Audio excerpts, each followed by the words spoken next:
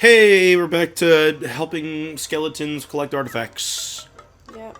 There's a valuable gem hidden inside that cave pipe. However, it's behind thick glass that a modest explorer like me has no chance of breaking. Oh, we just need to use the sonar explosion. Do you think you could retrieve the gem for me? In exchange, I'm sure I can source one of those golden pages that are all the rage these days. Page that's all the rage these days. Page that's all the rage these days. We're getting into some My Fair Lady shit here. Alright, lazy bones. We'll find your gem. I didn't really like My Fair Lady. Oh, wonderful. Please bring the treasure straight to me once you've recovered it. Oh, you didn't like My Fair Lady? That's a classic. I wasn't really fond of like the elitist attitude that the guy had with it. And Oh, the idea of trying to change someone of Professor lower. Higgins, yeah. Yeah, it's just it's one of those things that probably at the time that was made that seemed like a really cool, interesting idea, but when you look at it now, it's like this is really, I don't know what the right word for it is. It's not classist. But it portrays poor people in a really bad light. Oh. In a way that, it makes it seem like, poor people are inherently stupid. And it's like, they're not that way. But I don't know, maybe that's the point of the show, that, they're not that way. No, right. Once she And learns it's how just- to speak properly, because that's the plot of the show, yeah, she's just as smart as any of them. It's just a matter of sounding like it. Yeah. But because the whole plot, My Fair Lady is a classic musical. Some people call it the best musical of all time. I wouldn't agree, but No, it's not the best. but it's definitely a well-known classic. The plot of My Fair Lady, because a lot of people have heard My Fair Lady without knowing anything about the story. The plot of My Fair Lady involves a linguistics professor named Professor Higgins, who's just doing some general linguistics research with a friend, who I'm forgetting the name Pickering, who's another linguistics professor.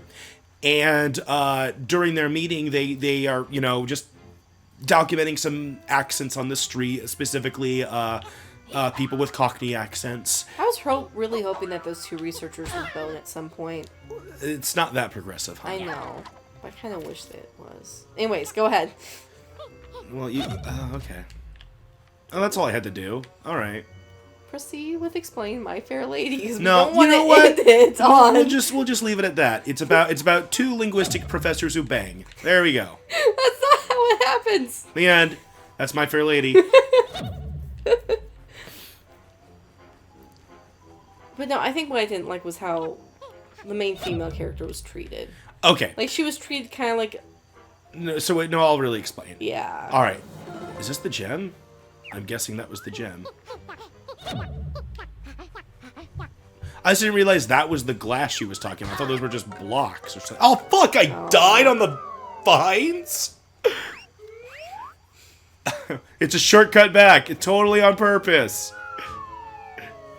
We're never going to know what the rest of My Fair Lady is about. I'll take care of that in just a second here.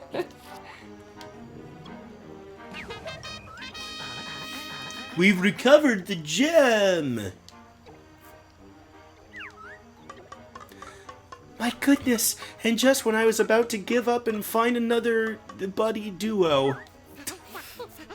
We found some other collectibles up there too, which was a bonus. Please, accept this gold trinket as a sign of my appreciation. Some of the swamp creatures were using it as a napkin. Ew. I think I've earned a break from all this excitement. Until we meet again, is Dr. Bones in every world? We've seen her in all 3 worlds we've visited so far. Yeah, stupid mushroom. I actually want to go back in here because I don't think I got all the collectibles inside. Anyways, My Fair Lady. We got 2 linguistics professors, Professor Higgins, Professor Pickering. What happens is, like I said, they're documenting some accents on the street, specifically Cockney accents, and they discover this girl, Eliza, to which what happens is Professor Higgins boasts that he's such a good linguistics professor, he could take this random street girl, teach her how to speak well, and she could land a job as, like, a shopkeeper or something, because then her accent would be indistinguishable from the other more refined ladies of the town.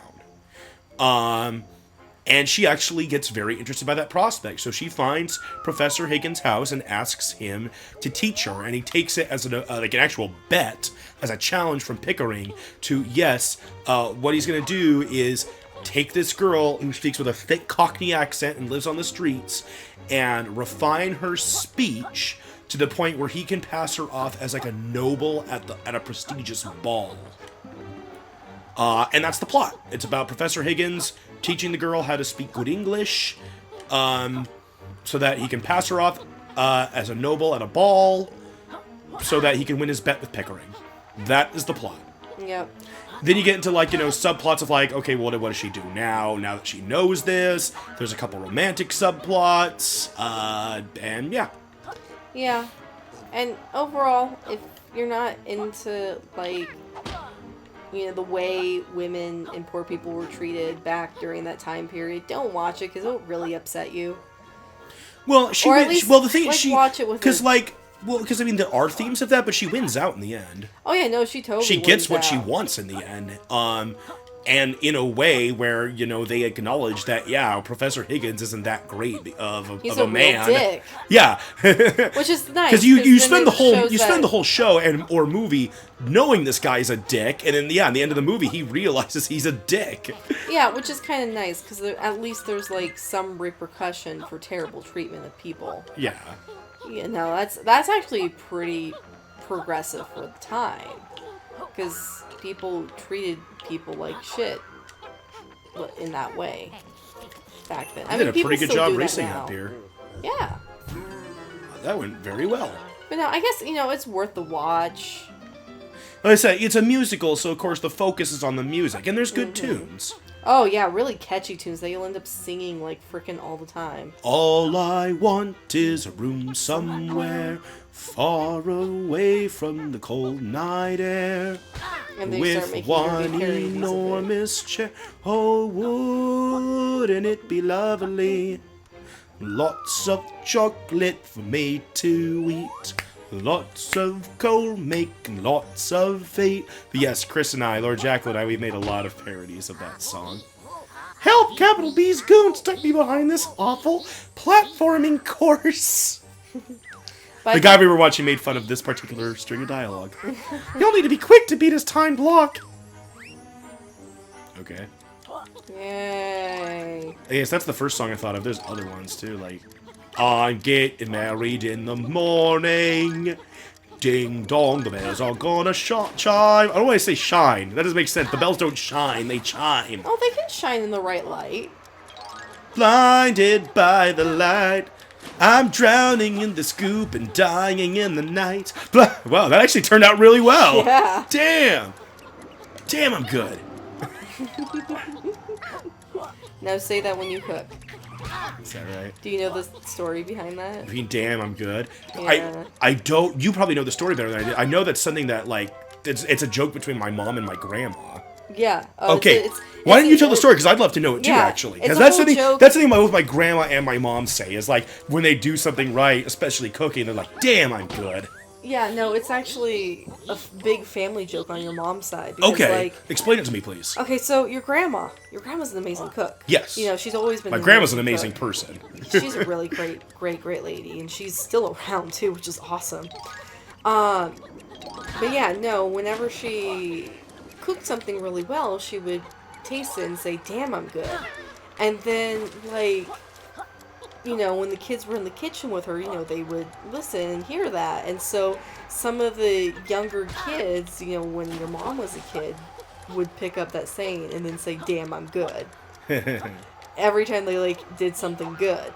And so just something that all the, like, mostly the, you know, female family members or the cooks in the family end up saying. And picked up over the years. This part sucks. Funny. So that's the whole story behind it. It's nothing impressive. It's still neat. God damn it! I hate this section. This section sucks. This one could go suck a big fat cock. I don't think I've ever said that before. What the fuck, Rosie? I ran out of time and I'm dead. Sorry, love. Sorry, audience. I'm a freak. Super freak. Super freak. I'm not really that big of a freak, though. I'm a mild freak. Well, I would rather not describe in explicit details the things we do in bed. So. That's not. No. I think you're plenty freaky in bed. To be honest. No shame. Fuck this part. That part is awful. What the Oh no! stupid ass camera angles. And I'm almost out of energy too. Look at that. What am I supposed to do? Like, actually specifically hop between each section of air? And I can't get out because the camera angle keeps changing. They really, really fucked up these perspective angle rolling up things. Like the Rambo fight. I feel like I'm talking like an AVGN video now. Yeah, you're definitely channeling some angry video game nerd going on. All they had to do was make these angles a little easier to navigate, and this could have been great. But no, it's a diarrhea shitstorm that'll make you want to drown. I just made that up. How was it? It's really good, actually. Oh my gosh. Someone needs to do like a YouTuber parody video. Oh, there are plenty, hon. Oh, really? There are Darn it! That is an oversaturated market. Like doing My Let's ideas Plays. are not. Oh, Oh, shit, I insulted myself. It's okay when you insult yourself, right? Yeah, that's what people say. It's better than insulting other people. You know, right? that's probably true. I mean, that's the best kind of humor is insulting yourself. Ah, shit, I forgot to get butterflies, and now I'm gonna die. Does this thing not raise back up? What a load of bullcrap. So if you mess up once, you can't even get the rings. The rings become impossible because they go under the water. How am I supposed to solve this? Oh god, I got 23 seconds left. Come on, get up there. Oh my god. You're so turning into him. But this time I'm doing it on purpose, though. Yeah. I'm totally doing it on purpose. How much longer is this obstacle course? Can I cheese a foot? No, oh, now it raises back up. As soon as I finally walked all the way around to solve the problem, it gets fixed. Sounds like my life. Might as well suicide at this point. It'll take you back to the beginning. You won't have to worry about any bullshit angles. That's definitely not my life. He's the angriest gamer you've ever heard. You know, suiciding yourself shouldn't ever be an unintentional way of solving your problems in a game. Like if you're gonna... But in a lot of games, it is. Yeah. There are plenty of video games I played growing up where it's like, I'm just going to suicide at this part because it's easier. And now, as an adult playing games, I try to avoid those because it's like, I don't know, I feel more like I should play the game the way it was intended. For some reason, I feel more loyalty to that type of thing, you know? Yeah, I don't. I didn't get any butterflies, so I'm just going to wait for my energy to recharge. Any minute now, energy. Like, So- how about right fucking now? So, are you saying that the older you get, the more ethically inclined you tend to be? I guess. Okay, I I think know, that's I how know. most people should be. I know I missed the ring, but I'm just practicing the rest of the course now, because, I mean, I'm going to fail. But I just want to see how much longer it is. Okay, it's not that much longer. Now I gotta sit and wait for 10 seconds. Sitting and waiting, just like my life. Really? I do a lot of waiting around. I guess, but you also do a lot of stuff. I do a lot of stuff, but there's a lot of waiting, too. Seriously gonna tell me that every time?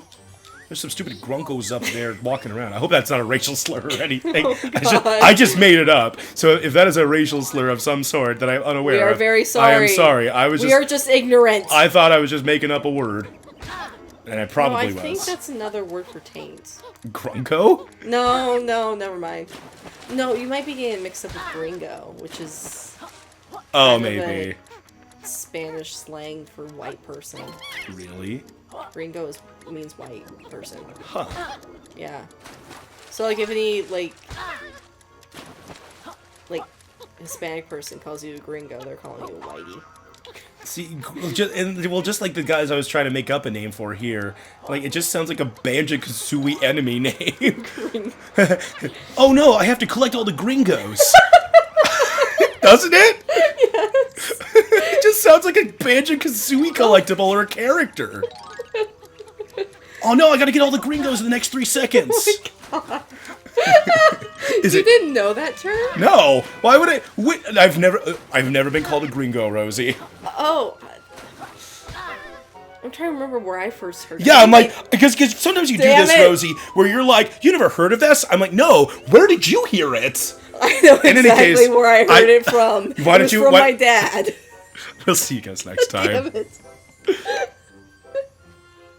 It's always from my dad.